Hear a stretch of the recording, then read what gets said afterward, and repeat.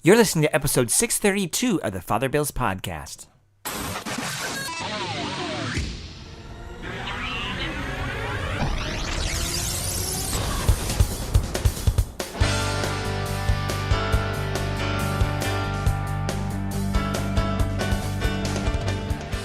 Welcome back.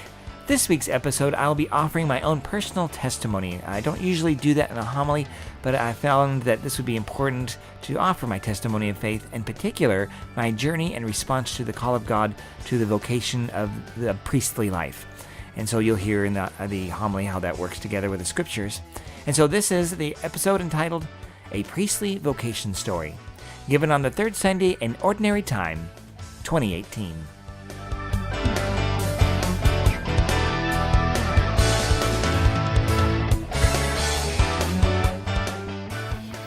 In today's scriptures, we are given a couple images that contrast each other in regard to you would say, the theme of vocation.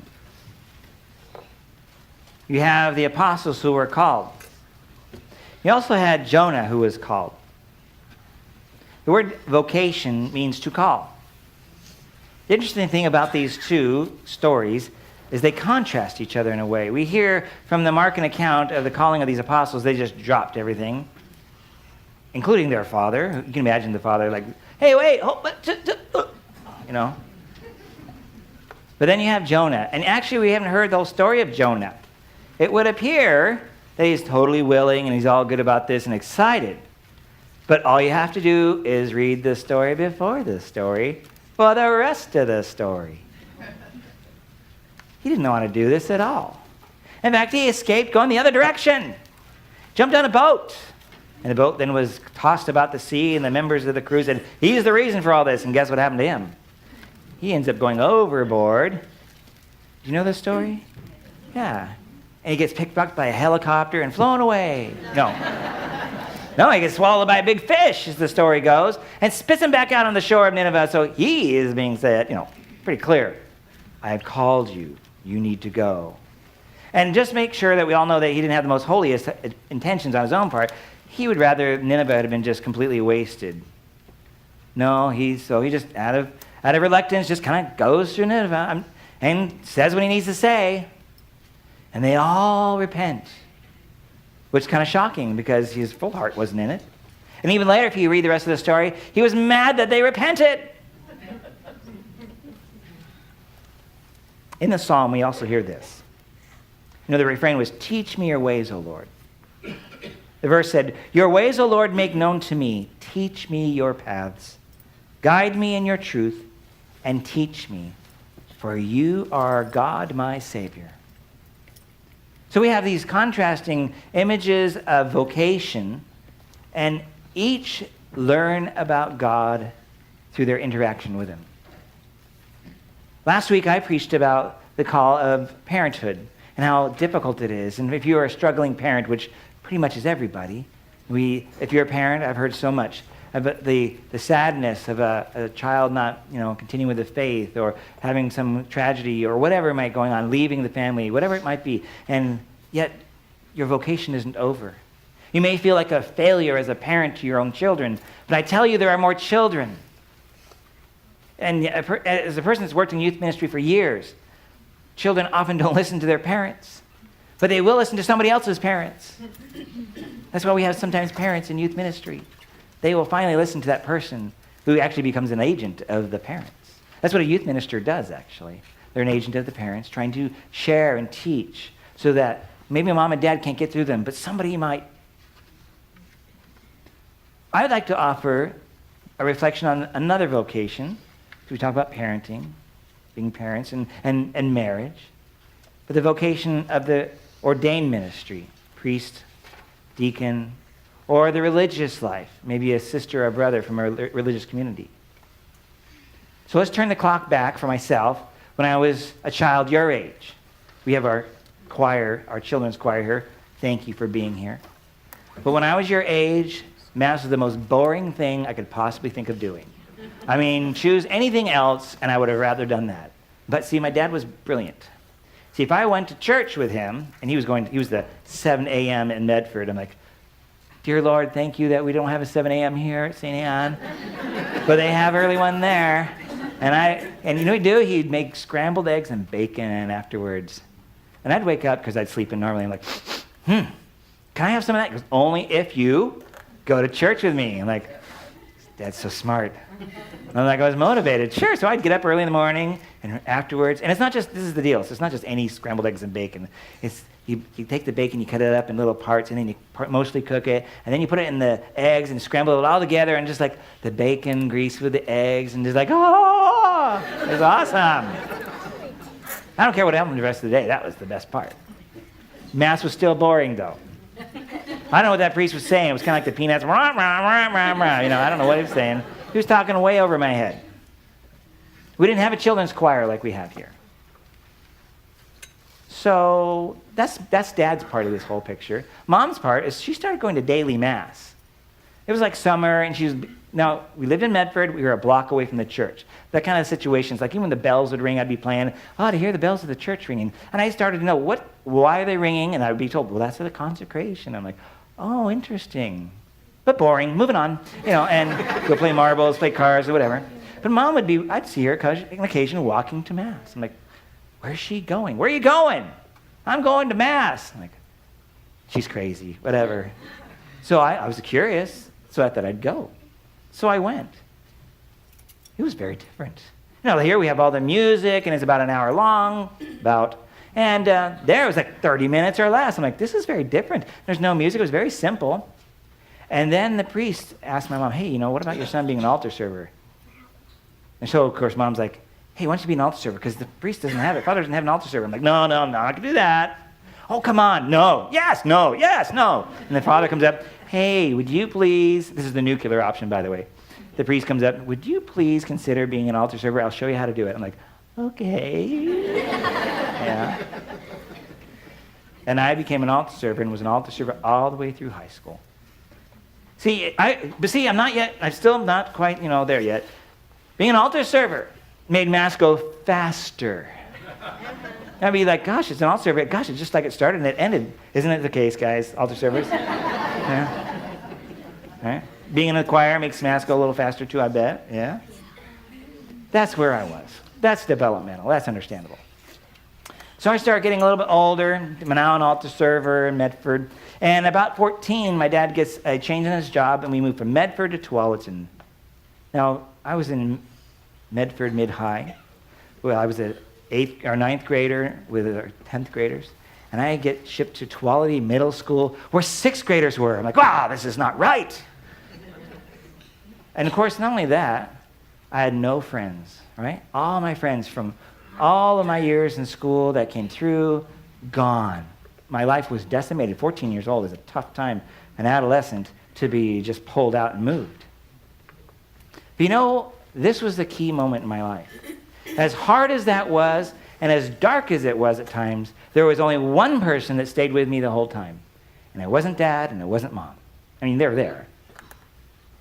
It was Jesus.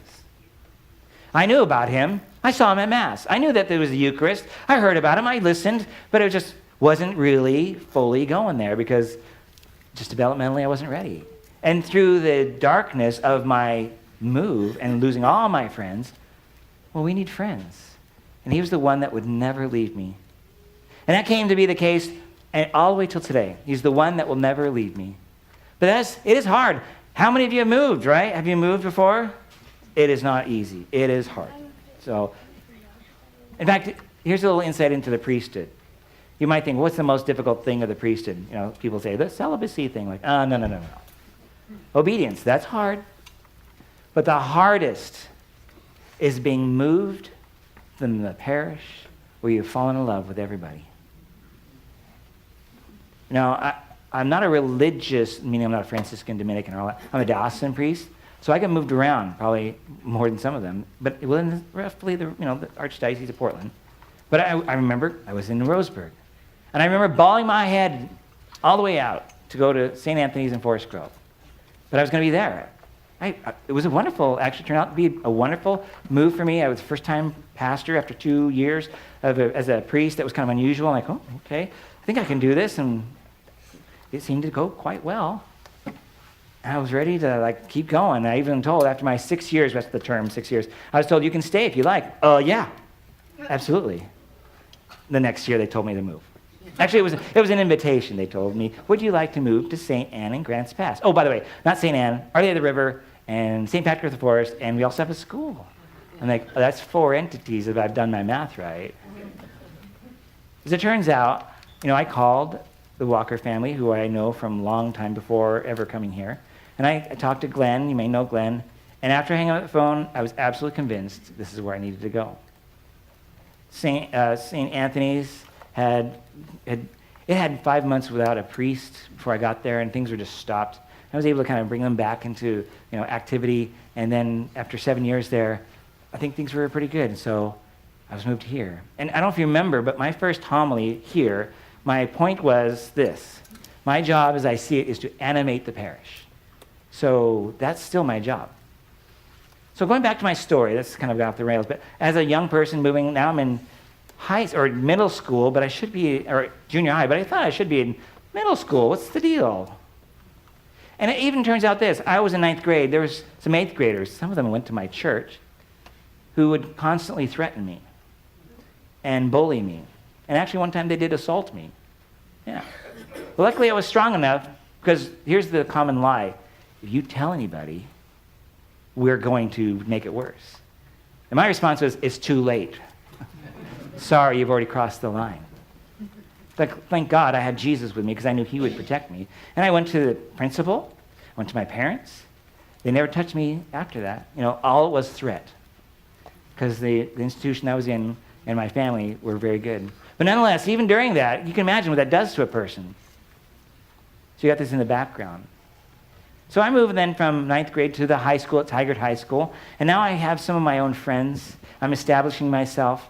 And now I'm involved in the youth group. I'm involved in youth ministry because Jesus is the number one person in my life as a young person, and Mass is making even more sense than ever before. I'm comprehending some deep mysteries I've never contemplated. The boringest homily, I would actually grasp something. By the way, it's a really good key. If you ever have a boring homily coming at you, just pray, oh, dear Lord, help me get a word, just one. I don't know what Father's saying, but just one word would be great. So I'm now in youth ministry, very active, loving it. The Lord is my Savior. And my friends at school, it turns out my friends at school were not Catholics. I wanted to hang around the people that were living the life. Sounds weird, huh? Who were living the life? The evangelical Christians. So I was hanging around them. I always remember, I was even a manager of the Dairy Queen towards my senior year, and I had some folks, some teens in my supervision, and some of them were Catholics, and after the weekend, they'd tell me about all their carousing. I'm like, this is the life? I just can't be around this.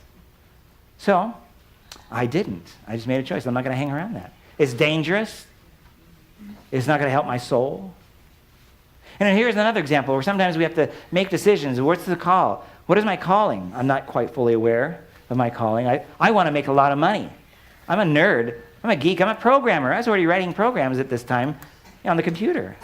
I'm going to go to Oregon State University. I'm going to become a computer engineer or a computer scientist. That was my goal. I'm going to make a lot of money. So as I get further into high school, I get more deeply involved in my faith. Actually, my freshman year, here's an example. I tried out for basketball. I love basketball, too. I love playing basketball. I'd play it till my fingers would bleed. I thought, I should try out for basketball. So I tried out.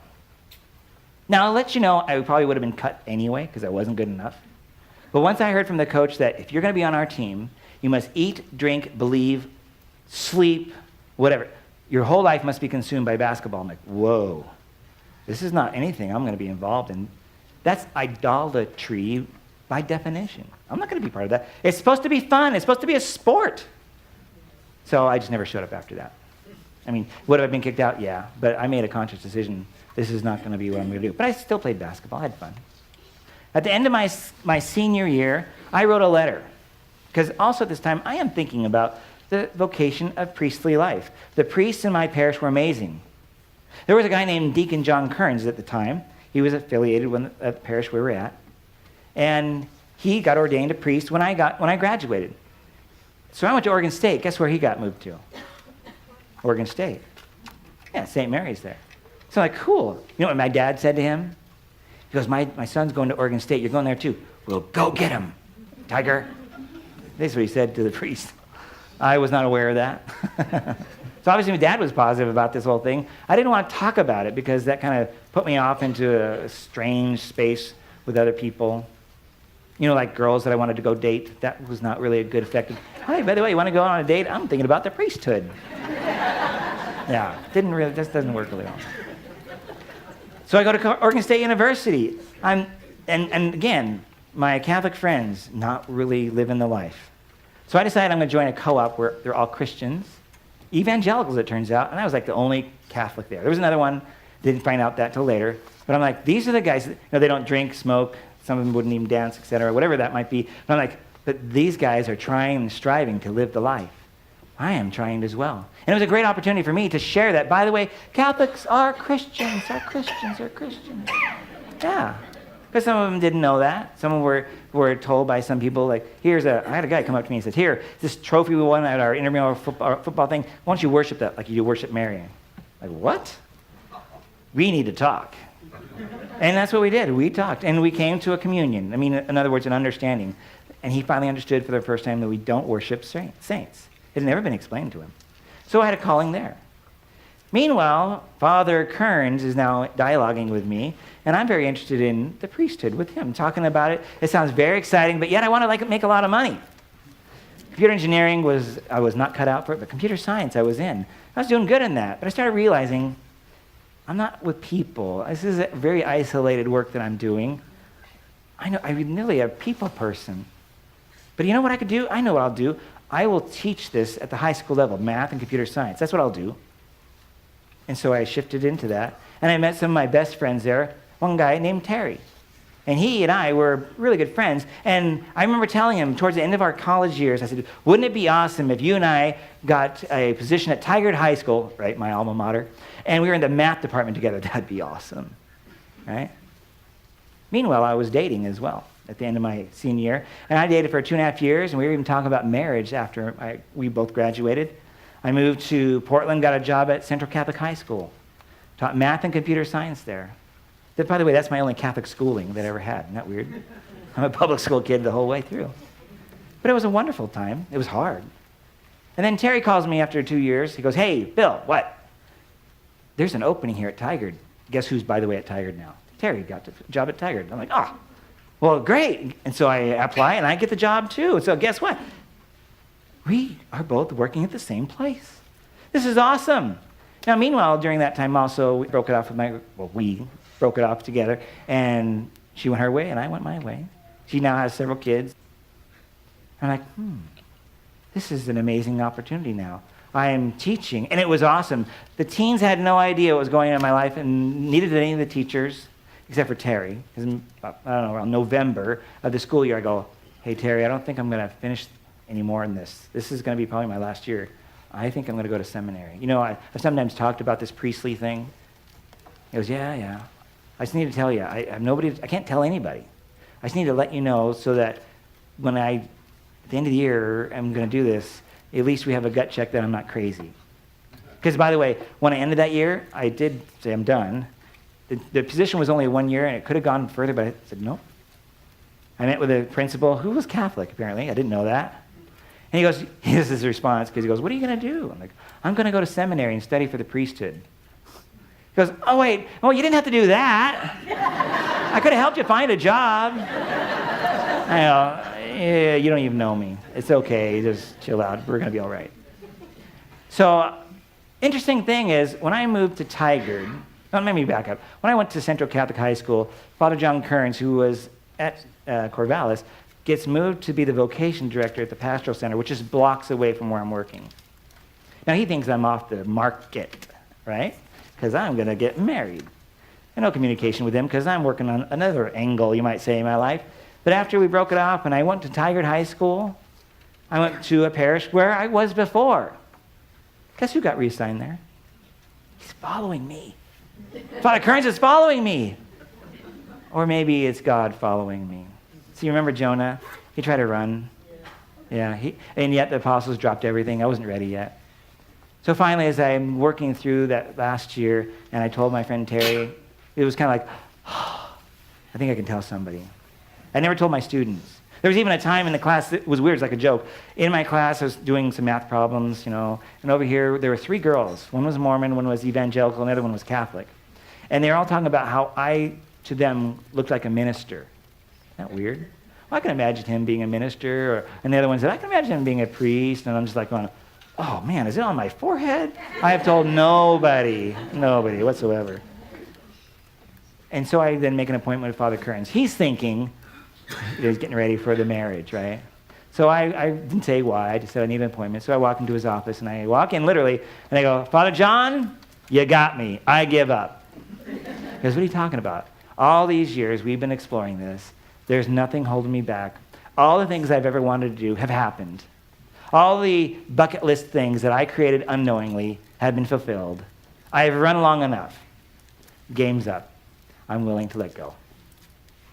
So began the process of a long series of interviews, which, I've interviewed for lots of different jobs, and this is 7 very intimate, detailed, even psychological evaluations. And for me, I'm just like going, you just do it. Let's bring it on. And I'm hoping that'll get kicked out. Sounds weird, right? I'm looking for an excuse, because maybe this is not for me. But they actually were fun. I enjoyed every moment of them, because it was exciting to even talk about this idea. All the priests in my life were amazing examples to me. And I realized, this may be something I should really think about. And so after I was done with all that, the Archdiocese said, yes, we will accept you as a seminarian. They do the application to the seminary. I was received in the seminary.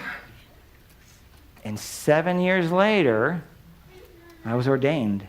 That's 7 more years. I already had a master's degree in math education. That's 7 years of Oregon State University, go Beavers. And now I have to go 7 more years in graduate school at Mount Angel, go Angels. Yeah.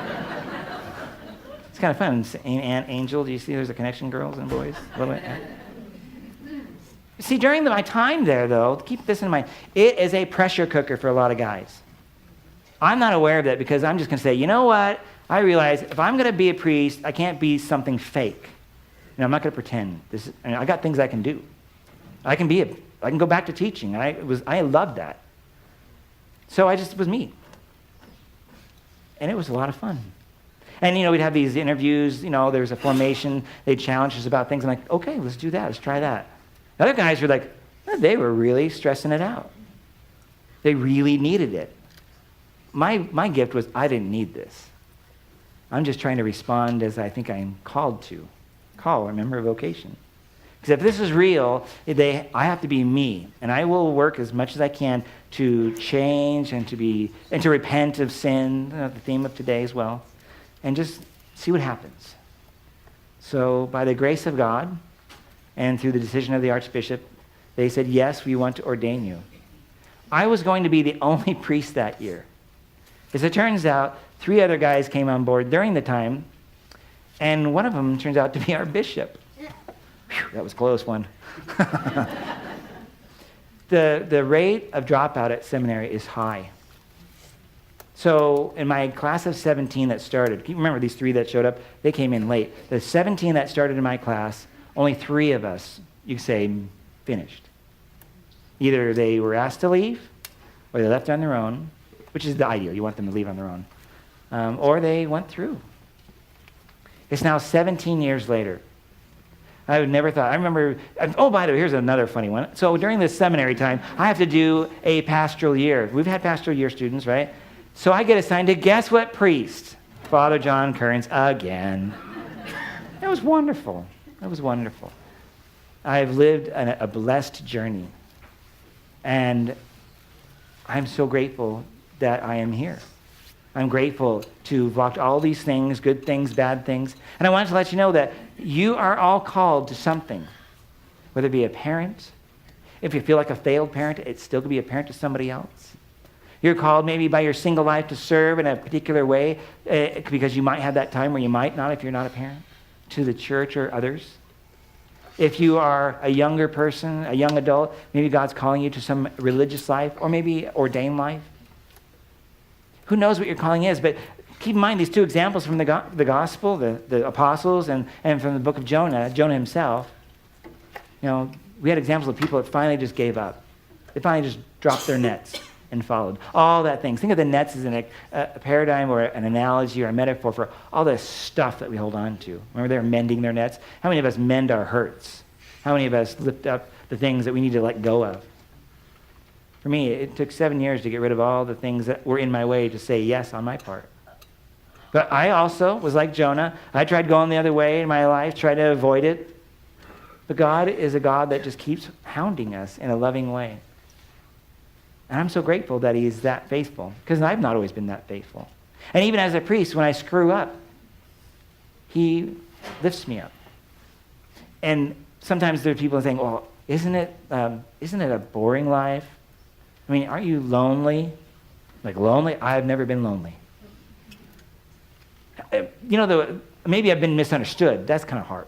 When someone assumes that you have bad intentions about something, that's tough. But the celibacy thing, people think, oh, how do you do that? And I go, I just live the life again. I feel very called to this, and I take my energy and I pour it into people. I got a phone call yesterday to go bless somebody who's passed away at the funeral home. I'm like, I will do that. Absolutely. I'm honored to do that. Or when we have funerals, if you've ever been at a funeral, I love doing funerals. I'm not crazy. I love doing funerals. Why? Because we're finally listening. How many of us are always listening? And for me, this is important. You're listening all the time? That's very good. From the mouths of babes. I share this not to lift myself up. I share this to let you know that even your priest is a human being, but we are all called. Whether we're acting like a Jonah or acting like one of the apostles or some amalgam and mixture of both, we're all called. And I want a special message to our young kids and our teenagers. When you're thinking about a vocation in your life, whether you'd like to be a teacher, doctor, nurse, I don't know, someone, a plumber, a construction worker, maybe on our church, don't just ask what I want to do. And that's a good question. But ask, what does God want me to do? Because if I didn't ask that question, I wouldn't be here. If I didn't ask that question, I don't know where I'd be. Because I'm inherently kind of lazy. I don't like reading. And there was so much reading at seminary, it will blow your mind. And the reading that I did completely changed my life. The prayer that was, taught to me and by the ritual of the life of seminary encouraged me to be somebody new. So we can all change. We can all find new ways to be.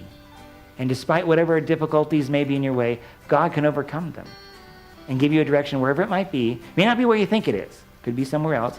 But just be open at all times, ready to just drop your net and see what happens.